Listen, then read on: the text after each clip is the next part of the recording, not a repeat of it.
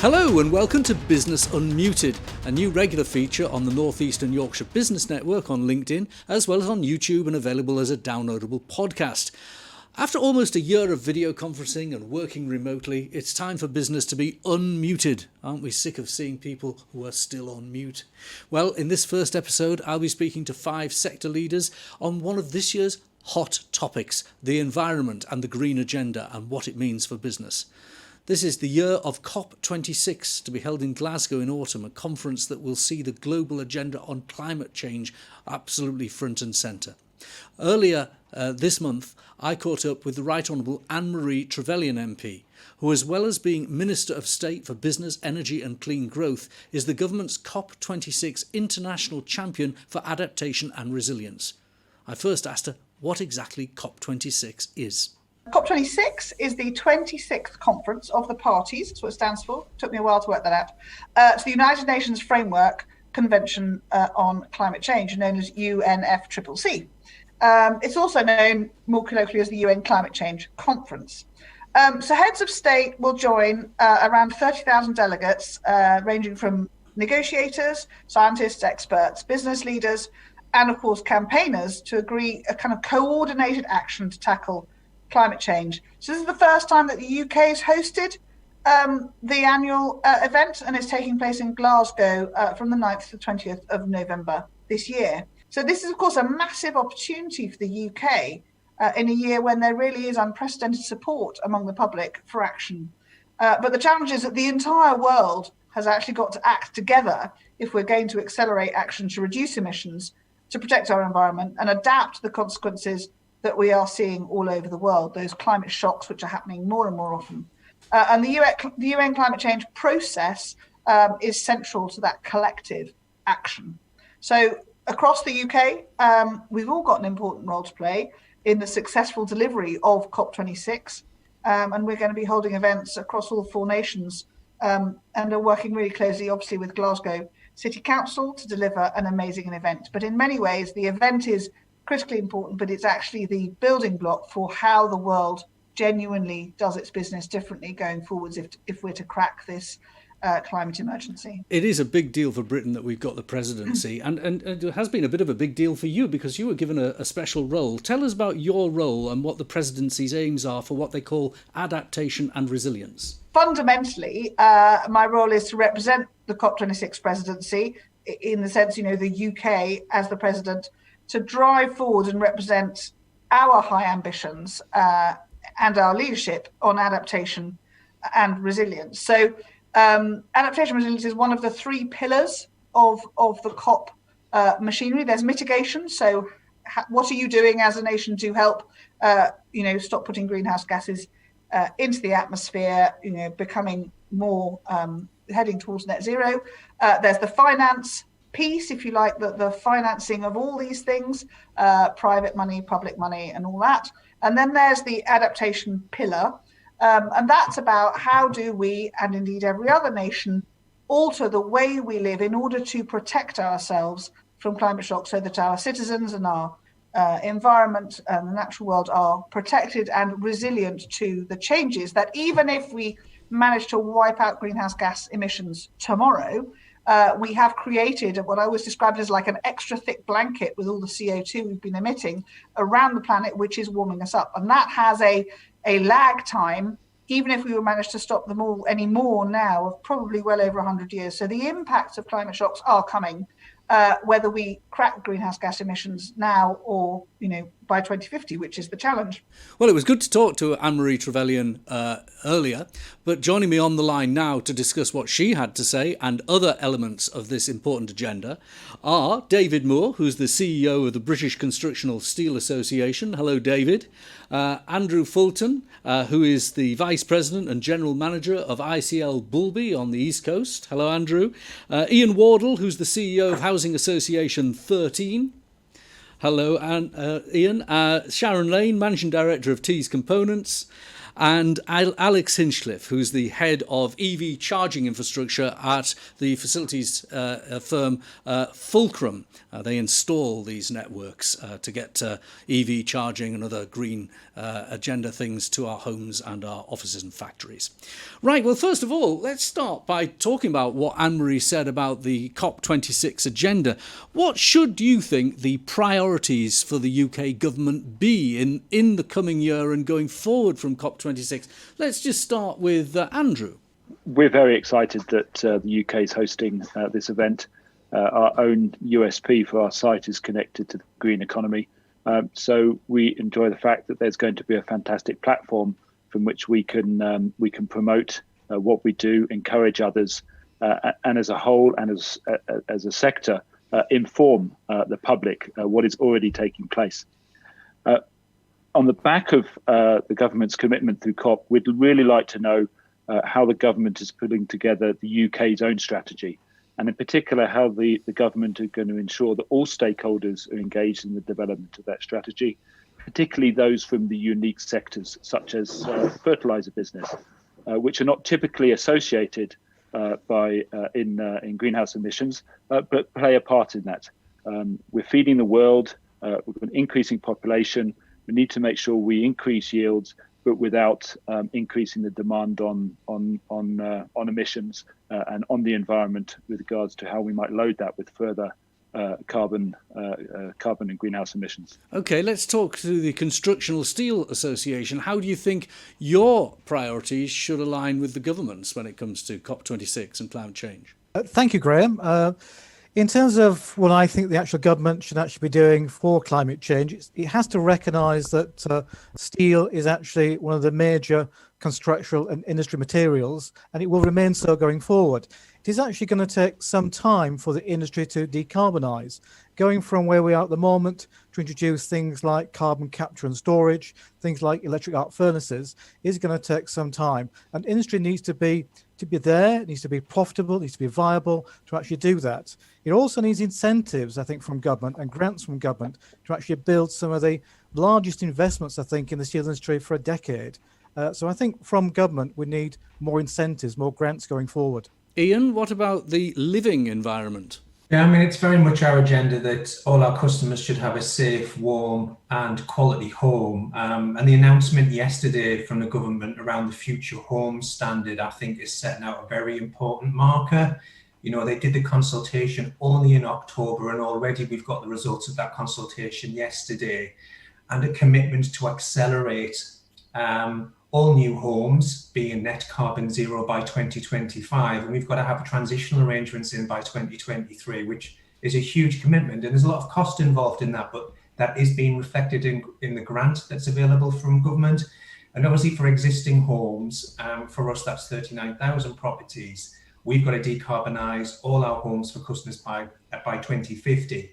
And I think it's just good to see that they're starting bit by bit to give us more detail about how this can happen, and more importantly, the opportunity to pilot initiatives so we can get some of the costs down and we get the economies of scale, I think is really welcomed. Okay, we'll explore some of those themes in the coming minutes, but before we do that, let's have a quick consideration of the legacy of the Paris Agreement, which I suppose put the emphasis on developed countries like our own to decarbonise, but then of course, developing countries ran their own industries the old way, and maybe we just shift climate change and emissions of climate carbon gases from one part of the world to another part of the world. I mean, Andrew, you've got this innovative way of developing fertilizer. It does no good if you develop that and then a developing country sets up a fertilizer plant that uses as much carbon as was used by you in the first place. Or Sharon, similarly, you run a steel and manufacturing business that consumes energy, and you do it efficiently and move somewhere else. Comments on that, Andrew? Sharon, first, Andrew? Yeah, absolutely. Production of fertilizer isn't a unique skill just to the UK, and as you say, it's produced around the world through various different means. We have ourselves identified ways in which we can reduce that, and by virtue of the fact that we mine a very carbon neutral product, very, very low in its carbon footprint by virtue of its very limited processing, and it's naturally occurring. But not everybody is blessed with those minerals. But I think that the one influence that we can exert globally is customer choice. So clear labeling and information available to customers, so when they are purchasing a food, purchasing a product, they're informed about the impact that choice has had on the world. And that would continue to encourage those that are accessing themselves new markets, developing their markets, to consider that question, that paradigm that the customers are developing by making the right choices. Andrew, you heard Anne-Marie's objectives for COP26, but of course that objective is about where we are today. How do you accurately look at where we're going to be tomorrow and set policy for such a long term? And she makes such a great statement about, and a reminder that what already exists itself is a challenge. So we need to improve radically to address the carbon that is sitting in the environment today. But let's not lose sight of the fact that the population of the world is growing, and the population are the ones that consume the goods that generate those emissions and that impact.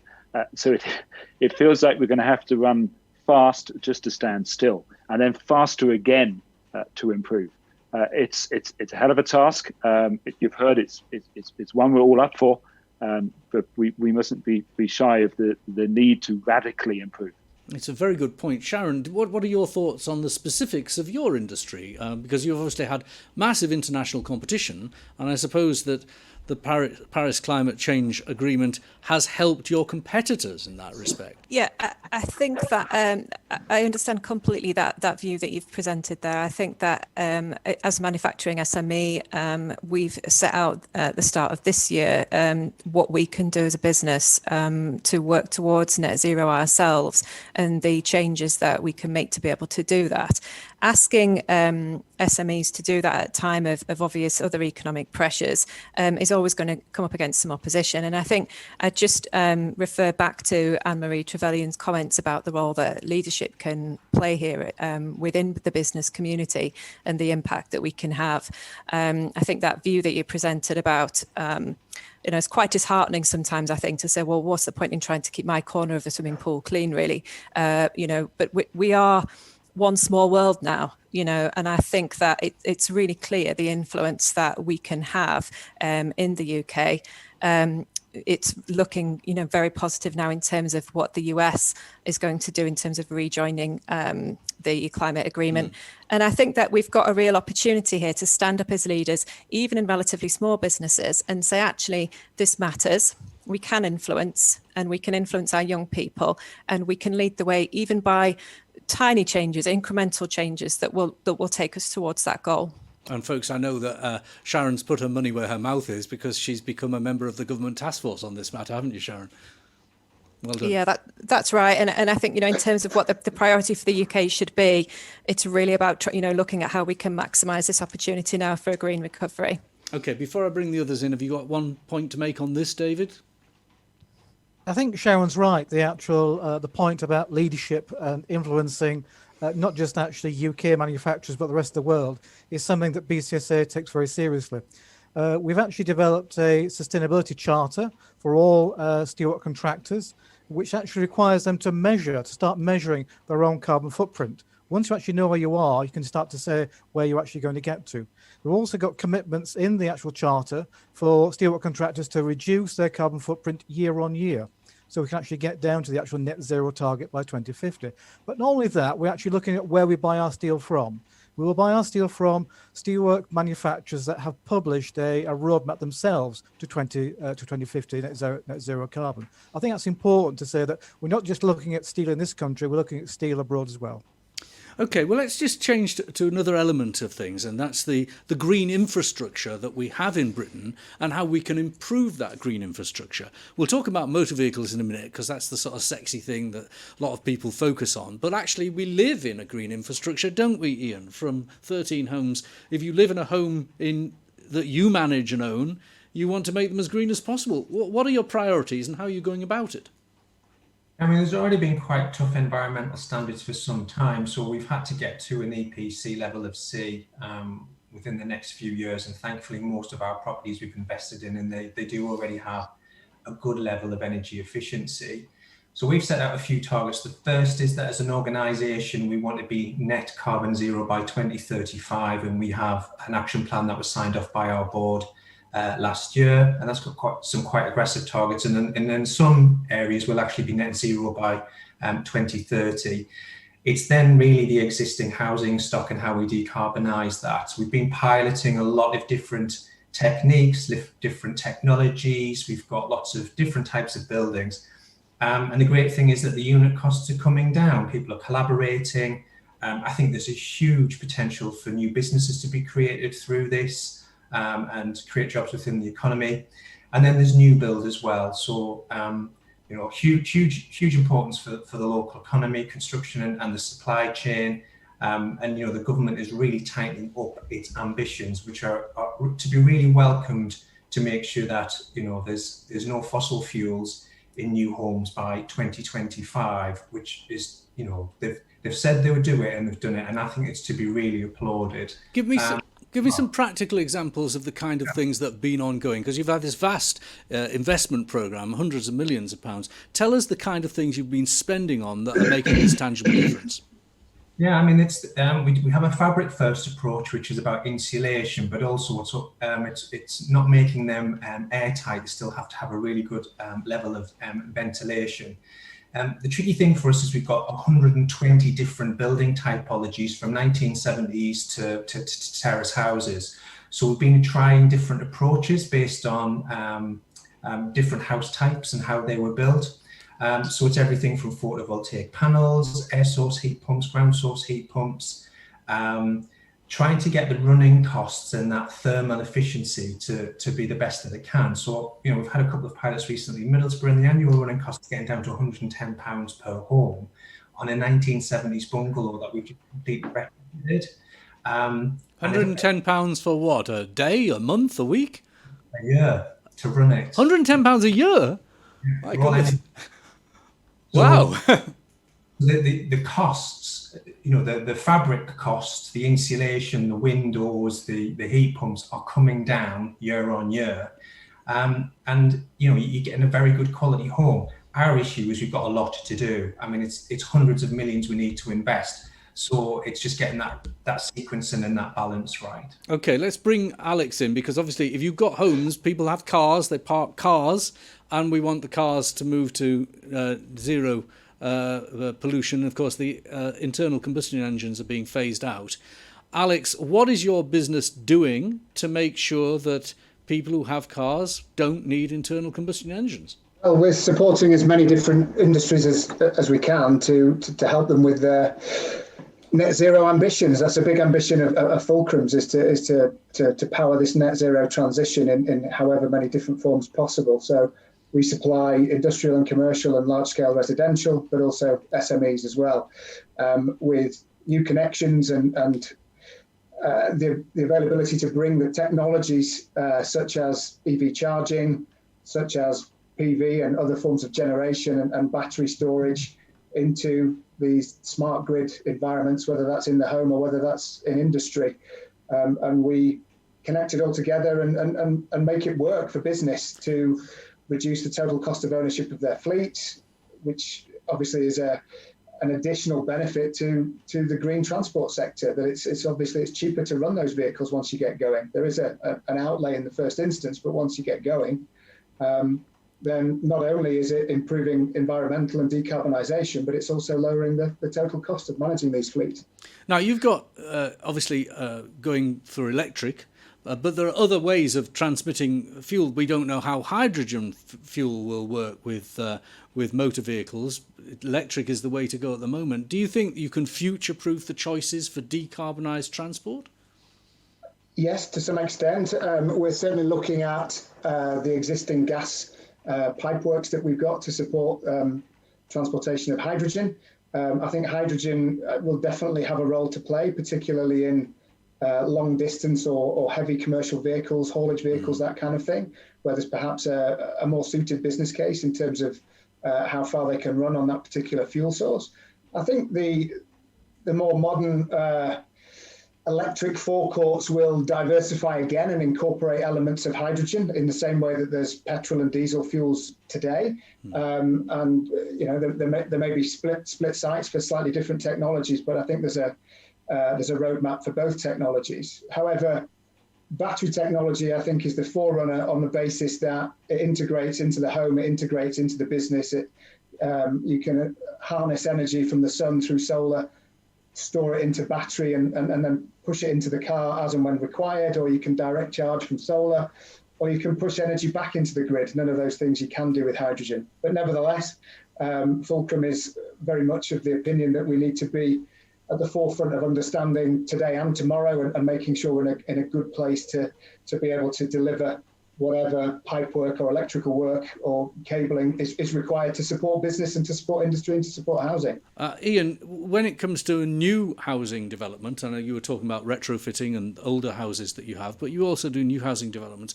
Do you consider the difference between, or the importance of having both the choice for electric and hydrogen, because hydrogen might be powering boilers soon as well? Yeah, I mean, we're looking at a pilot around hydrogen boilers, but it very much depends on the infrastructure. So the ones in terms of new build we're looking at more is the electrical supply and electrical capacity, because it probably will either be from a battery or an air source heat pump.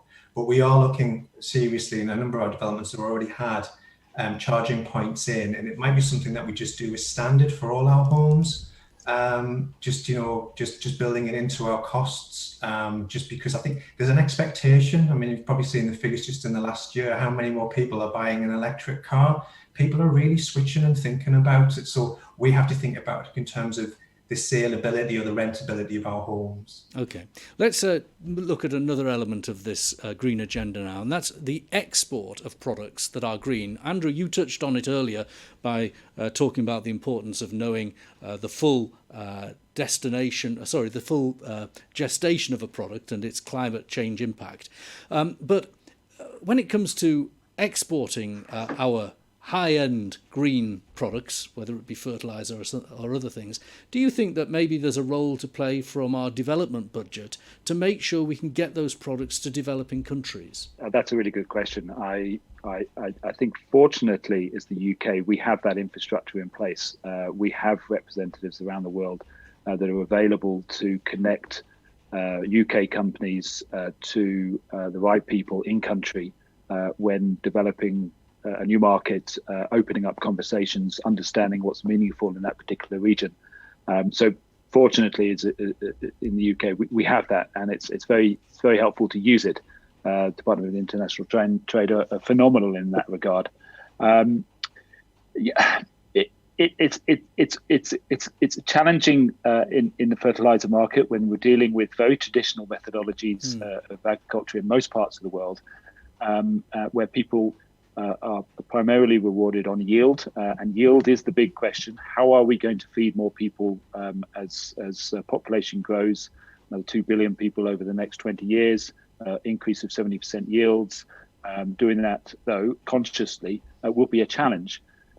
We certainly hope that consciousness will be shared through the aspirations of COP and the lights and filter down to consumers globally that will then influence.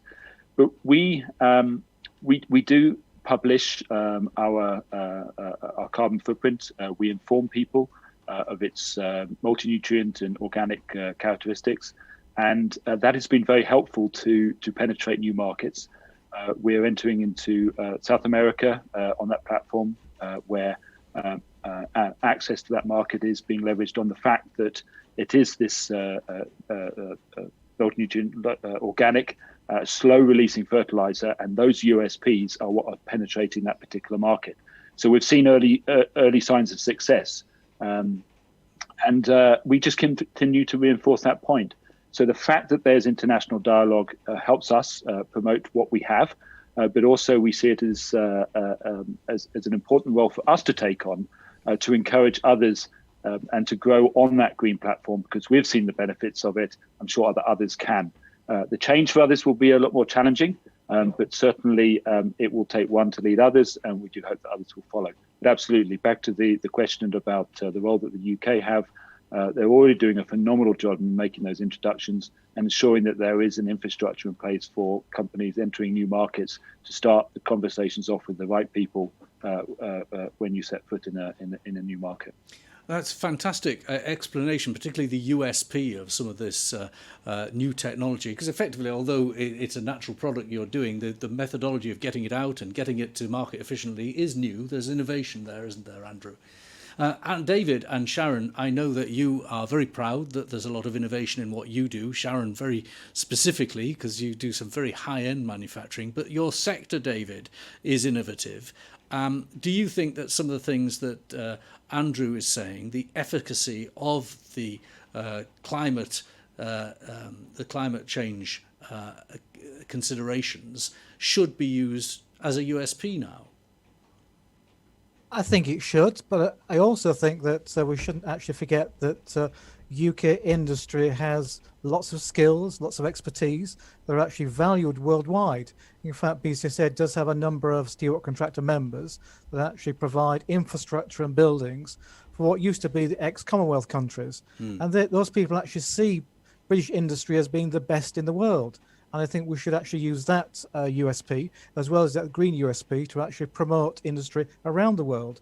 Also with steel, when you're building a building, it's not just there for that single building. It has a reuse and recycling potential that can be used for many more years. And that can be used to actually reduce the energy and the greenhouse effects in actually building buildings of the future. And there is a whole industry that's emerged now around recycling steel, isn't there? And you're starting to see many tens of millions of tons of recycled steel entering big international markets.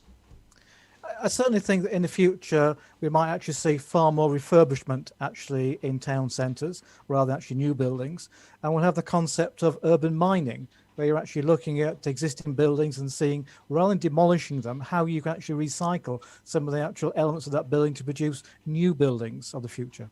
Sharon, with some of the specific products you are developing and manufacturing, they are very high-end manufactured. But do you think about a recyclability before they're delivered to market? Recyclability of the products, yeah, I mean that's something that we work with OEMs on their product design, and mainly from a design for manufacture perspective. But I know that their recyclability is something that's increasingly high on their agenda through that process. I'd echo David's comments really about the reputation of British engineering and products overseas, and that's certainly been our experience. And I think going back to this question of resilience for businesses, there's been many issues, as you know, and some of our businesses have been directly affected by the effects of climate change, for example, severe flooding. And we can expect that to continue, as Anne-Marie Trevelyan said, over the next 100 years, even if we stop the damage, if you like, right now.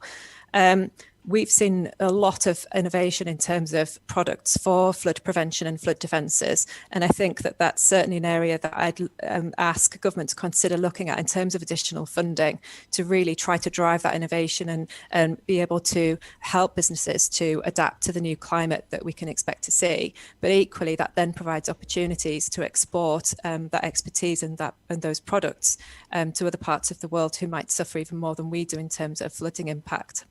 When Anne-Marie was talking, she talked about mitigation, which is what you were just talking about, Sharon. She also talked about adaptation, getting these products out around the world. But then it was finance. That was the other element.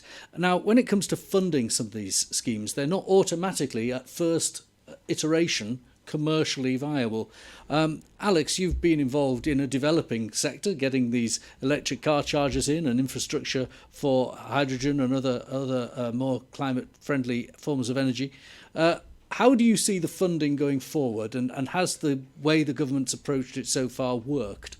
Yeah, look, I think there's obviously been a lot of recent publicity about the funding that is available or going to be made available soon. The way that is distributed is not necessarily as clear as it could be, and how industry and SMEs could potentially make use of some of that funding. A lot of it's distributed through central government and then through local government through council initiatives, and not really distributed to encourage the uptake of local businesses to decarbonise and change what they're doing. And yet the government expects the transition to be led by industry. And I think a couple of people have made points already about the challenges that we've got with the economy suffering with COVID, with Brexit and other impacting forces that mean asking business to find additional money to start transitioning to decarbonisation strategies is a big ask.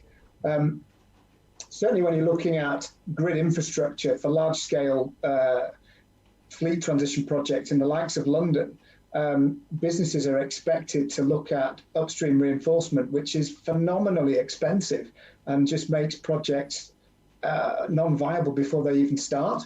And like you also said, you know, the technologies are expensive as well. We talked about export. I think there's an opportunity to export, to harness energy generation in the UK. And a lot of the energy generation in the UK is being lost because we don't have an opportunity to harness it properly. If battery technology becomes cheaper, we can harness it, we can then export it.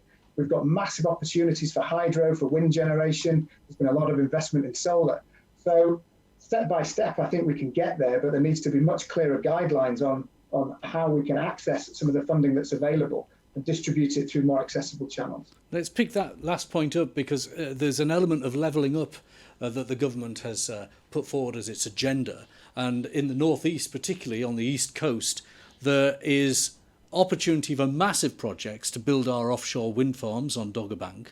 We've also got manufacturers who might be contributing to the building of train infrastructure, transport infrastructure. So does the government's levelling up agenda and the funding needed for some of these big projects come together? David, how do you see that? I'm sorry, Graham, you're going to get me on my hobby horse here. The issue of levelling up, I think the government has actually done a very poor job. I refer to things like HS2, where HS2 actually has, as part of that, a significant number of steel bridges and steel structures. And the lion's share of the actual steel bridges, given this is public money, has actually gone to overseas companies. I mean, we have some large, very competent people in this country, large companies who are more than capable of designing and fabricating these bridges. I don't understand why the government's actually giving the benefit of public money to actually overseas companies. They seem to be levelling up the French economy, not the actual northern economy in the UK. And there are other projects where they've taken a different approach. They've taken a different approach on wind farms where they've had targets, haven't they, for content from UK and maybe not so much on some of the big infrastructure. Certainly with Dogger Bank, the target there was to have 60% of the actual work done by British companies. There is no such target, I think, with HS2. Certainly you get weasel words from the government like there's no target in place to actually place the actual the work with UK companies. It's just appalling that the UK government should actually be placing large parts of public money with actually overseas companies. Okay, Sharon. I think. Sorry, no, David. I think we got your point there. Well, I was saying I think the government should have in place a commitment to actually place most of this actually work with UK companies. Okay, and Sharon, when it comes to what Alex was saying vis-a-vis the opportunities for some of this more advanced technology to be made here and the levelling up agenda, funding, levelling up, and the commitment to green environment. If we can build them together, then we've got some big wins, haven't we? Yes, absolutely. But I agree with everything David said. And to be honest, even where there've been the local content stipulations, such as the 60%, you do tend to find that is taken up by very local civil works, and actually mechanical work, for example, just is not included in that. And that's a real missed opportunity because we have so much expertise here in the Northeast particularly, but UK-wide, to actually be supporting some of those UK designers and manufacturers. So I'd completely echo what he said. And I think that there just isn't enough knowledge and understanding within government of what we can do. You know, what we can do as a region and also what we can do as a sector. And it's really important, if they're serious about levelling up, that they start to understand that. I'm hoping that things like the Green Jobs Task Force that I'm involved in will help to get some of that across, because that is about, these are genuine jobs that will be created. They'll be created in the next 18 months for the green recovery, and they'll be created over the next 10 to 15 years for the long-term net zero target. and they're genuinely opportunities, and it's all about what we need to put into place to make sure that those jobs can actually emerge and be filled. So it's just a sense of frustration, really, that there are so many opportunities there. As you say, it could all come together, and I just really hope that we get that engagement and listening from central government to be able to achieve that. I'm going to give the last word on this to Ian Wardle, because I suppose, listening to what David and Sharon were saying there, your sector has perhaps got it a little bit more organised, hasn't it? Housing associations, which have money that comes from Homes England, with criteria set on regulation for the carbon footprint of a property, that it is more straightforward to follow the money and to deliver the levelling up as well as the carbon agenda. Yeah, they're very strict metrics, and that's a good example of combined leadership, that it's the right thing to do, but the government supported that. And also there are metrics around how much we should spend in the local economy. Nearly 80% of everything that we invest goes to a Tees Valley company. We're really, really careful on that. We report that to our board. We report that to our investors. I think what's really interesting is investors look at those types of things when they're pricing your money, and there's some new entrants into the market, and they're looking at your impact on the local economy, and they're looking at your environmental credentials and how much carbon you have in your organization. And I think those things combined will really, really help with getting more money in the local economy in the north. Well, look, thank you very much, David, Andrew, Ian, Sharon and Alex, for joining us on this Business Unmuted discussion on COP26.